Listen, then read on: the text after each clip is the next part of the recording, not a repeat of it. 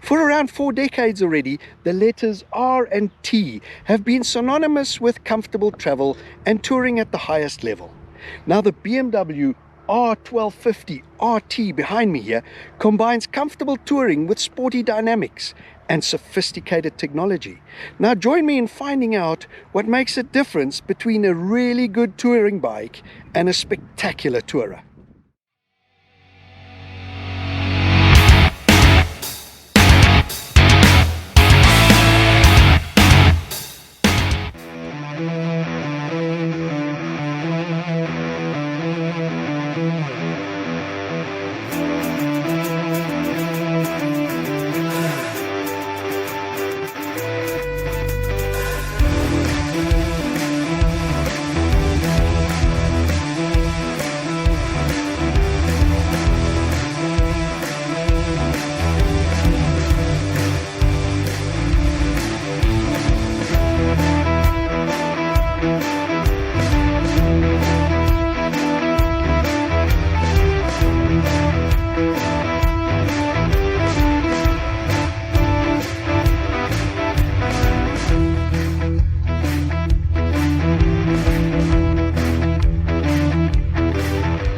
Having a look at this latest 2022 spec BMW R1250RT, or as we in South Africa know it, the MU model update.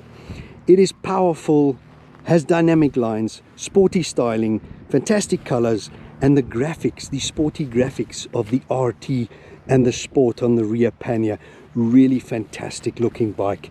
The 2022 or the MU model has the slimmer, more modern lights in front with the daytime running lights, where the older one has the slightly bigger lights up front. The other quick identifying factor of the previous model versus this model, it has the two analog clocks left and right, and this MU or 2022 spec has this monster best in class 10.25 inch 260mm TFT full color display. This is a bike that has high detailing, top class finishing, top class build quality, and even the little detailed nuances like the gold brakes in front, the chrome header pipes, the chrome exhaust, the beautiful racing blue metallic color just suits this bike, and the very aggressive front looking stance. This bike looks imposing. It looks like a behemoth. These lights are super modern, daytime running lights. It's just what a package. The colors suited.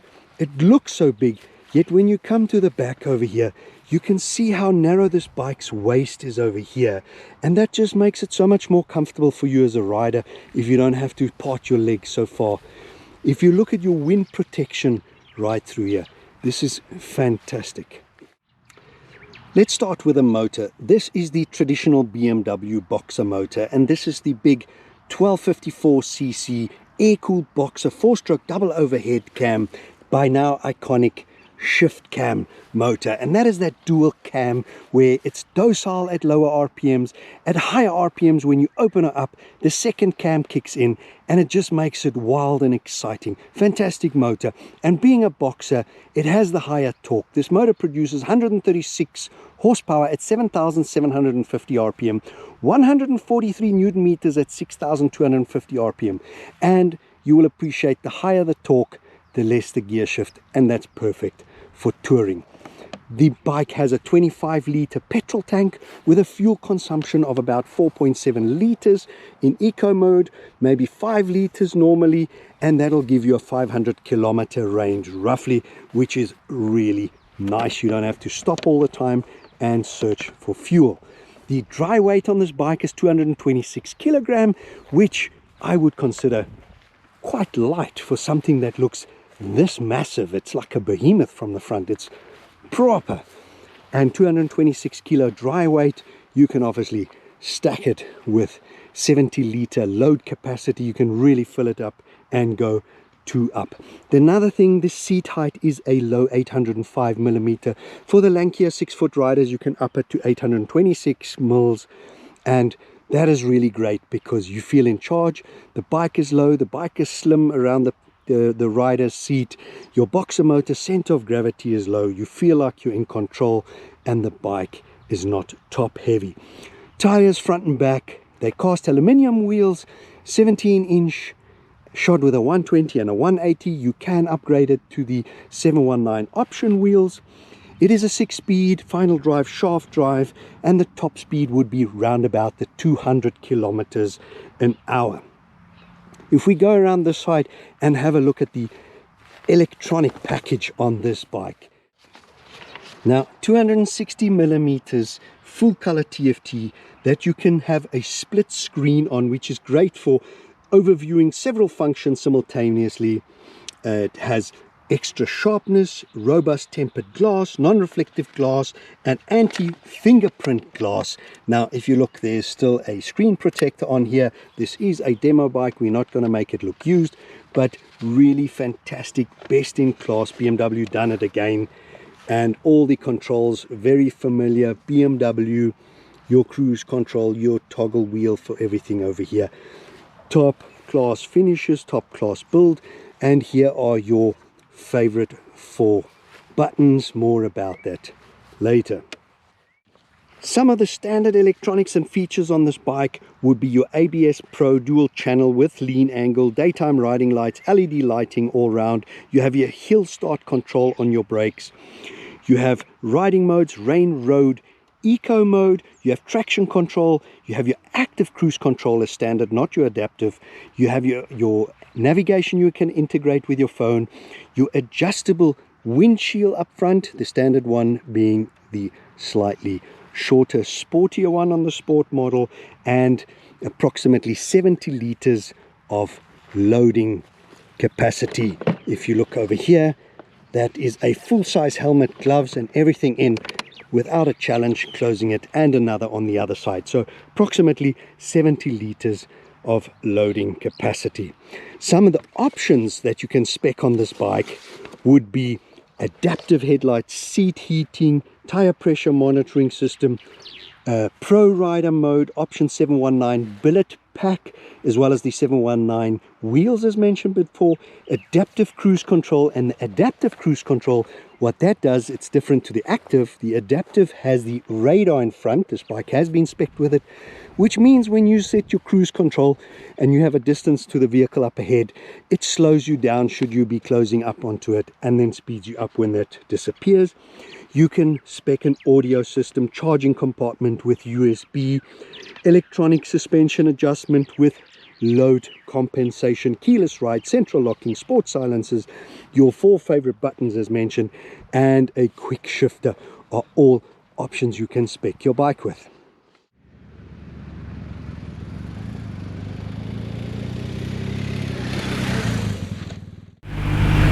When choosing yourself a touring bike, the important things to think about are, number 1, ergonomics. Are you comfortable, and how does that bike fit you? Second thing to consider would be the nice to haves to spec it. Things I'm talking about are heated grips, heated seats, because it's a non-essential, but if you're leaving one morning early and it's 1 degree outside, it really is sort of an essential, and it just aids whether you're having fun on your tour or not. If you're leaving in the freezing cold, your hands are cold and it's difficult to grab the clutch, then to have quick shifters and to have heated grips, it really changes your ride and it makes it fun. So that's secondly, are the nice to haves.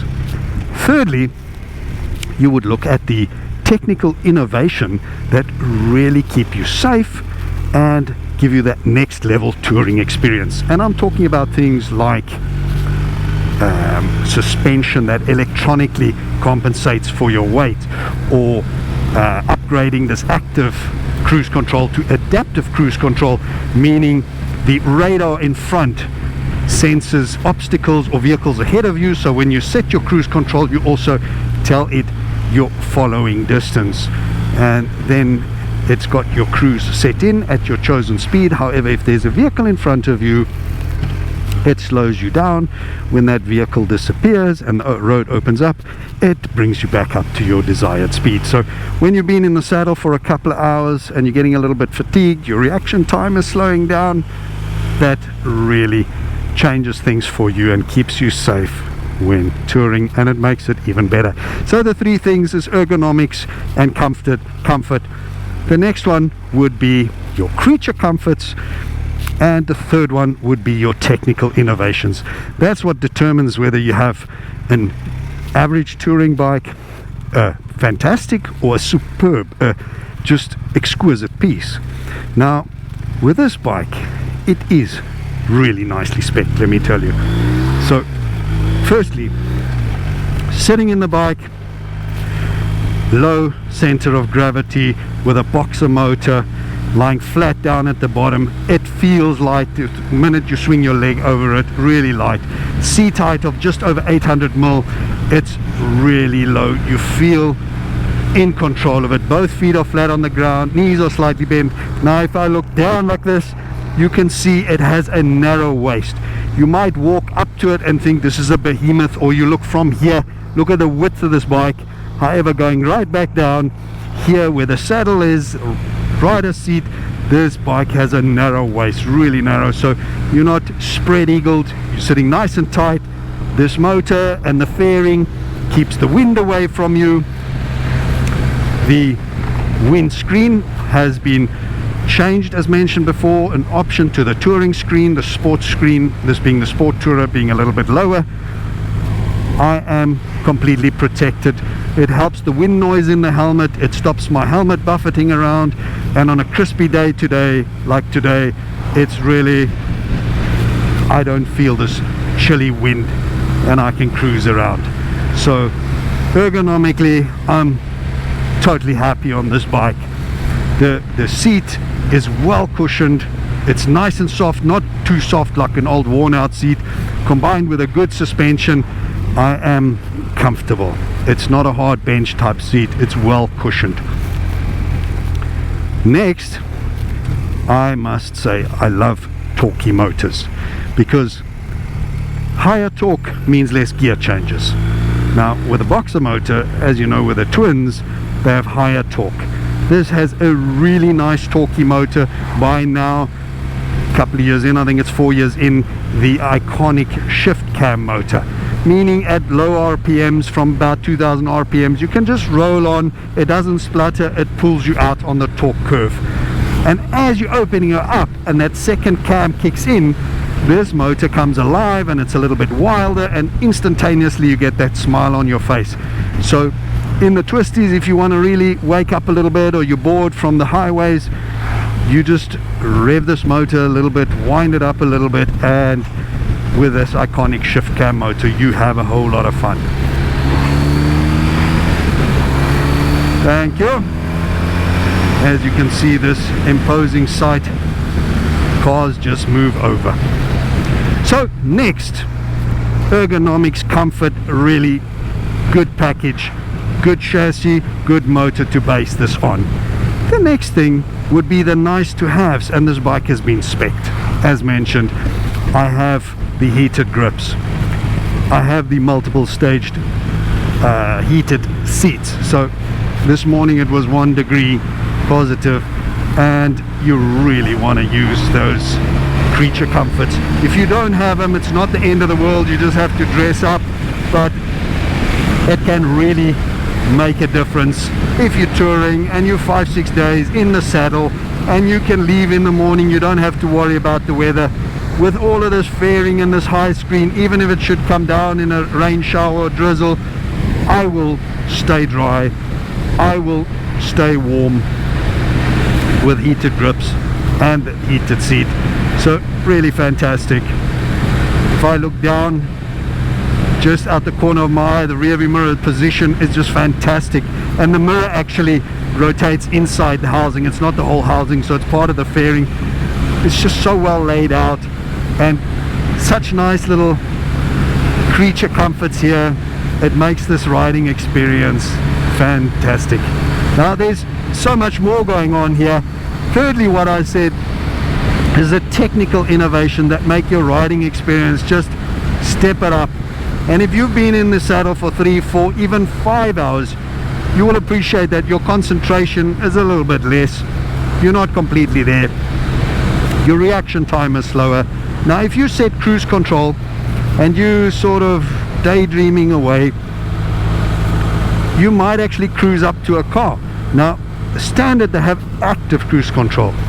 This bike has been upgraded with the option of adaptive cruise control, and what that means, you have a radar in front of this bike, which whatever you set your desired speed, you will cruise up to an obstacle ahead of you or a vehicle. The radar will sense it, and you have a settable distance on your adaptive cruise control.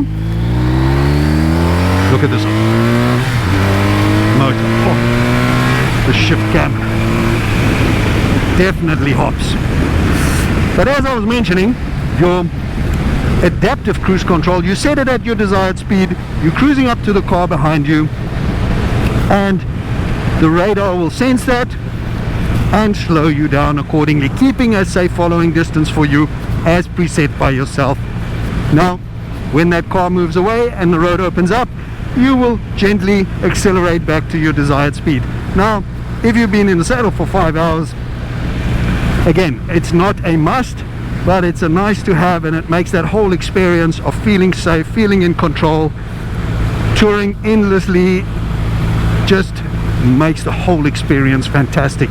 And that, in my opinion, is when you say this is an average or a good or a great or a phenomenal tourer. Just to chat about this bike's handling and performance, it clearly must be an imposing sight, because all the cars are moving over for me. I'm not flashing my lights. As I'm cruising up behind them, they're all moving over to the left, allowing me to pass.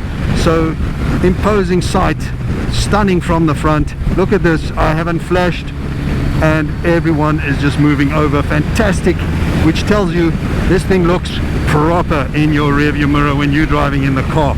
And for me, this motor is so docile when I'm in lower RPMs, and I just love this by now iconic shift cam motor. When you roll on, it gives you that sporty ride, and this being the sport tourer, you can have a lot of fun in the twisties. It's not an old man's tourer that becomes too docile, too refined. The shift cam gives you a little bit of this want to feel young and 16 and a little bit on the edge. Look at this, moving over. Thank you very much. Look how this, it hops as big as she is. Really fantastic. Whole lot of fun, this bike. There we go. And handling, it's light, it's nimble despite its size, and it feels good. You can actually lean off the bike, crank it over, roll through the bends.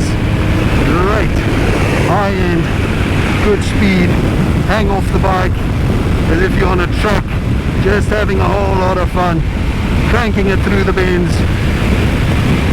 And how's that for a tourer? Fantastic. Takes your breath away if you really want to throttle it and wind it up a bit. It's just fantastic. Now, I only hopped onto this bike this morning for the first time, so I am not at one with it yet, but definitely easy to ride. Look at this shift cam, really fantastic. With this motor and the performance, I would definitely fit the quick shifter up and down, because it really lends itself to that kind of sporty riding style. Look at there, moving over. I didn't flash lights or anything, just must be so imposing, this sight in your rearview mirror. And for me, it's just fantastic. I don't have to worry about traffic. Everyone's moving over. Love it.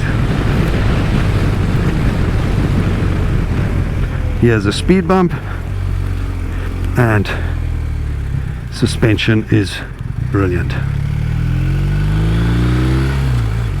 As mentioned, you're sitting in this bike upright, and cushioning in the seat combined with the suspension, just overall fantastic. This motor so docile, controllable at the lower speeds, yet when the road opens up in front of you and you open that throttle, that boyish smile is immediately on your face. Let's misbehave a little bit. Here we go. This bike just jumped over 2-3 potholes and I did not even feel it. I just saw it last minute and just cushioned and floated over it. The wind protection is superb, and this dash, it's like you really want to ask if you could run movies on it on the open road. Set cruise control, adaptive cruise control. You shouldn't really, but it just lends itself to it. You feel like you're sitting in a couch. You got this big screen in front of you. It is brilliant. Every time you open this shift cam motor, you really get a smile on your face, because what a wonderful motor. On one hand, so docile. On another hand, as that second cam kicks in, it's just fantastic. You start just subconsciously leaning forward as if you're on a super bike. It's just crazy. I'm enjoying this. Fantastic motor. Low down torque, low RPMs.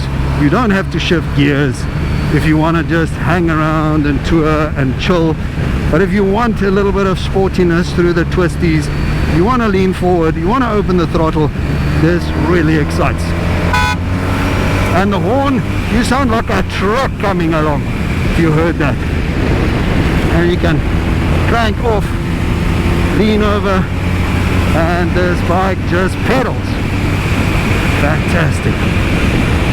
I don't know why I'm leaning forward, because there's fantastic wind protection on this bike, but it just gets you in that right frame of mind, in that sporty, you actually want to hang off the bike, put your knee out and just have a great time.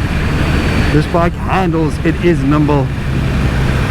When you're behind the handlebars, you forget how big this bike looks from the front. It's fantastic.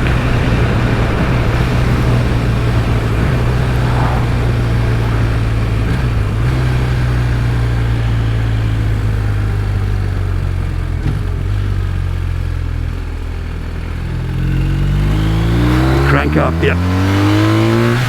Whoa.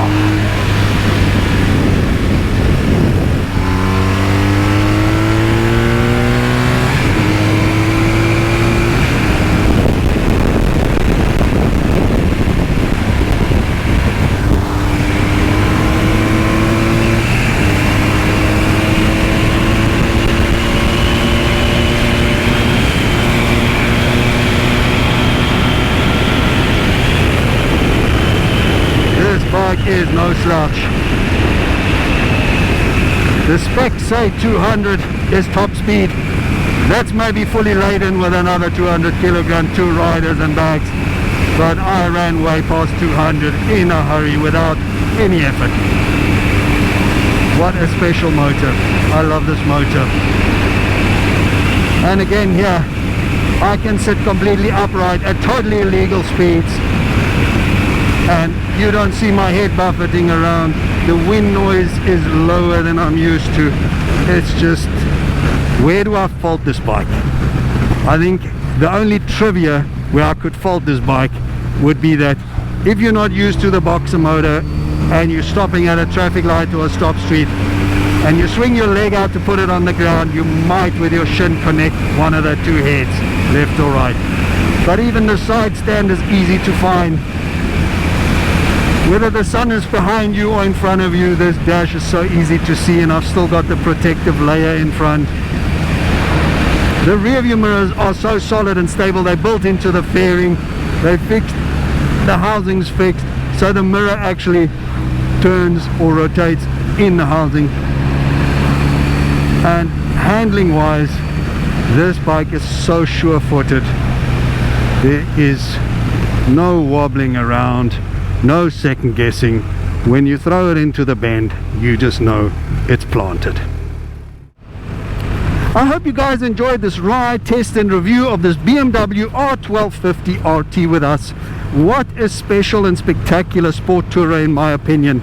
You are super comfortable on this bike. You have all the creature comforts, all the nice to have. You have the high-tech equipment to keep you safe for hours on end, and a bike that'll give you smiles per mile. Unbelievable bike. I hope you enjoyed this with us. Please remember, hit that like button, give us a thumbs up. Please hit that subscribe button to help us build this channel, and if you like, that reminder bell so you'll always be reminded when we're uploading new content.